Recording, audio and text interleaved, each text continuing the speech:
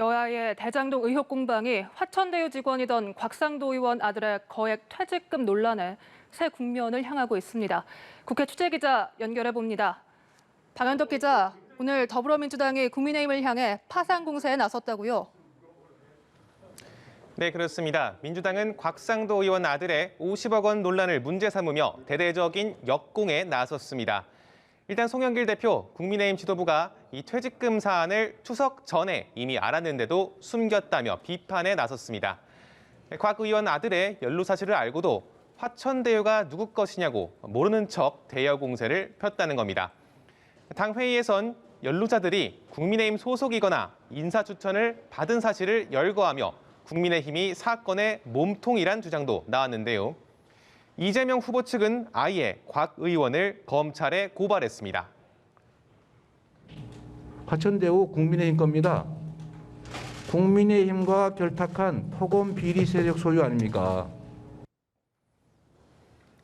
고발장에는 50억 원이 모종의 뇌물이 아닌지 수사해달라는 내용도 담겼습니다. 이낙연 후보도 기자회견을 열고 정부의 합동특별수사본부 설치를 주장했습니다. 더불어민주당의 이런 파상 공세에 국민의힘도 가만히 있지 않았다고요? 네, 그렇습니다. 국민의힘은 이재명 후보 본인이 스스로 대장동 사업을 설계한 사람이라고 밝혔지 않냐며 반성할 사람이 오히려 성을 내고 있다고 맞섰습니다. 또 대장동뿐 아니라 위례 신도시 개발 때도 비슷한 비리가 있었다는 새 의혹을 제기하면서 여권의 특검을 압박했습니다.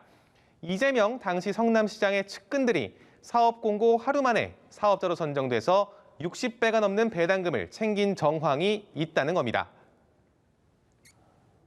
특검에 의해 철저한 수사를 받겠다는 의지를 표명하지 않고 비겁하게 뒤에 숨어 어물쩍 시간만 때우려 하지 마시기 바랍니다. 국민의힘 의원들은 오늘 성남시청을 항의 방문하기도 했는데요.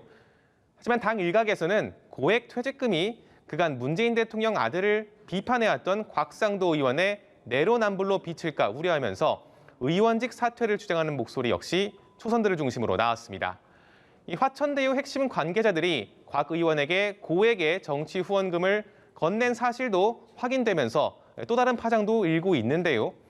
다만 곽 의원은 SNS에서 이재명 후보가 대장동 사업의 진짜 주인임이 드러났다며 자신을 향한 고발은 무고라고 주장했습니다.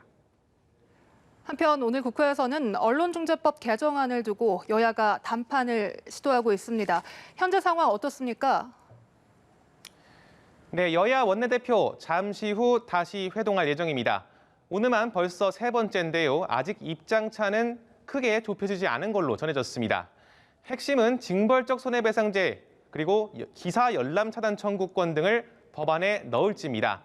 여당은 언론 개혁을 위한 핵심 조항이라고 주장하는 반면에 야당은 비판적 언론에 재갈을 물리려는 시도라고 반발하고 있습니다.